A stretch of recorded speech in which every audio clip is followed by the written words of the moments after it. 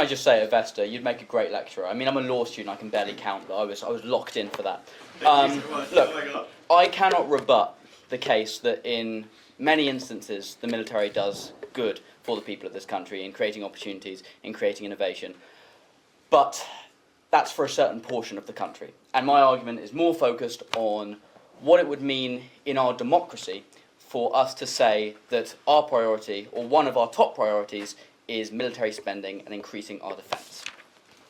Because at the moment, I do not believe it is in either our security interests, nor even in our national interest, to begin. Obviously, we need more money in defence, we need to upgrade our defence, but to prioritise it, to put it at the centre of the national agenda, I don't think that's in our interest. For all of the people in this country, obviously, I do support what our military does. You know, I'm not a raging pacifist. I like a shower once in a while. You can, I don't know. So, you know, I'm not. I like our military. You know, I like our nuclear deterrent. I'm pro-peace. So yeah, let's get into it. So, first off, you need to talk about, if we mean to keep Britain safe, which is one of the most important things our military does, there is a lot of unsafety, and not all of that unsafety comes from foreign threats. In fact, if you look in the last 50, 60, 70 years, a lot more of the threats to the average British citizen comes from terrorism, violent extremism, violent crime. So, for example, you know, the nail bombings or what happened in Southport last summer, than it does necessarily from foreign threats. Obviously, foreign agents often have a role in that, but it's not always by the action of foreign intervention. And obviously there's a very cheap point to be made, which is let's fund the police more, right? That keeps the average person more safe. And if we want to make that point, let's make that point. But I think there's a more nuanced point that can often be made, and it particularly relates to terrorism and extremism. You know, case in point is Southport, which is happy people don't tend to do these things.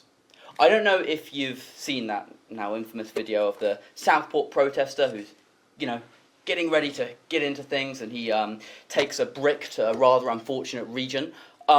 He doesn't seem like a happy person to me. I don't think happy people tend to involve themselves in those kind of things. And if you look at Southport in particular as a case study, what was one of the main slogans? You know, our country's not working, let's get our country back.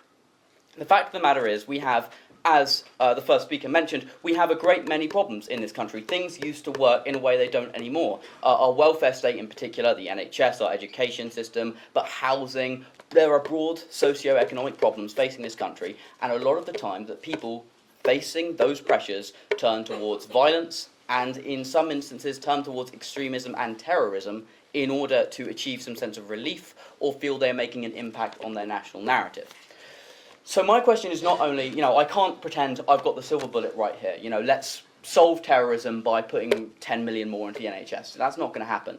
But what I can say is, what would it mean for those kind of people? You know, these are people who are broadly politically disenfranchised. They feel disillusioned with our democratic institutions and our system, and they're waiting for some kind of relief. And we're going to go, yep, let's spend more money on guns or on cyber warfare or that kind of thing. I don't think it's going to necessarily be productive to keeping Britons and Britain safe.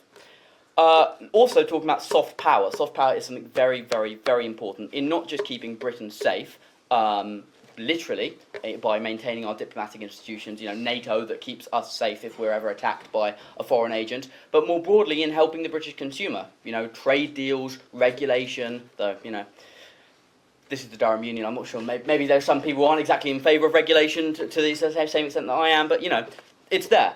And that's something definitely worth talking about. Trade relations, international development play a major role in keeping this country safe through allowing us to interact with other countries. And you look, whether you like him or you hate him, I know what side of the fence I stand on, the Trump presidency is going to have a very major role in our relations, not just with our European partners, but with our special relationship, one of our most important diplomatic relations. And there's going to be something of a power vacuum. I mean, you know, this is an America first, fairly isolationist, fairly self-centered political doctrine in relation to foreign policy. We need to come to terms with the fact that there's going to be increasing emphasis on us, i.e. Europe as a body, to protect themselves. And we should really get in on that in the sense that we can be using that opportunity to make connections, be that through heads of state meeting, through trade deals, through international development, to ensure that we take full advantage of that in order to keep this country safe. point of innovation. Sure. How can you ensure our security with and partnerships with these European countries without further funding, though? Simply through soft power. I mean, don't get me wrong, I totally agree that you need a hard element to it, but I simply don't, I think you can still do that without absolutely prioritising defence spending. You know, we're not living in the era of gunboat diplomacy anymore. We're not going to rock up with a warship and say, hello chaps, we'll sell you some tea. How does that sound? At the end of the day, we need... Very quick one. Sure. Yemen disproves that.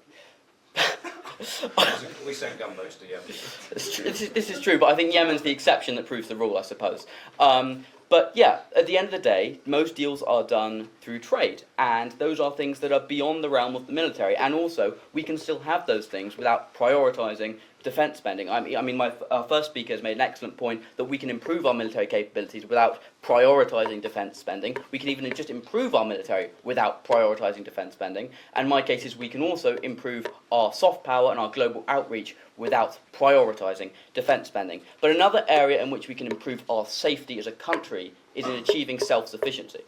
If you look at what happened to, you know, our cost of living after the war in Ukraine, we cut off our supply of fuel from Russia. That was terrible. And in any country, that shouldn't happen.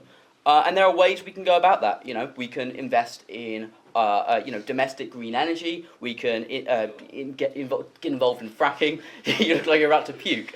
But no, at the end of the day, these are important things, because why should we be reliant on a foreign power in order to keep pensioners' fuels heated? You know, if we want to freeze pensioners to death, that should be a decision made by His Majesty's government, as it has been. But yes, so the final point I just want to make is a very brief one. It's a very cheap one, which is why I've left it till last, but I think it's still worth saying, which is, if there's going to be a major war, and I don't mean a scuffle elsewhere or somewhere on the continent, I mean a major war involving Britain that would pose an existential threat, it's going to be over in a few hours. Like, I know it's a depressing realisation, but if we're going to go full out, we're going to go full out. We have nukes. You know, presumably, whoever else is there, they're probably going to have them too. Otherwise they wouldn't bother, would they? So at the end of the day, we can invest in our conventional forces as much as we want. We can invest in deterrence. But at the end of the day, if somebody is genuinely committed to invading or, God forbid, destroying these islands, whether that's something against us or something against our allies, conventional forces, they're just going to go. And at the end of the day, I totally agree with you, Esther, in the sense that we need to invest more in more sophisticated styles of warfare, in cyber warfare, that kind of thing. At the end of the day, if it's a true existential, that's very all well and good in terms of a deterrent, you know, making sure, A, we're not vulnerable to stuff like the hack to the NHS, but as well as, you know, ensuring that we have things beyond our conventional forces. If somebody is committed to just getting rid of us. Anyway, so, thank you very much. That's me.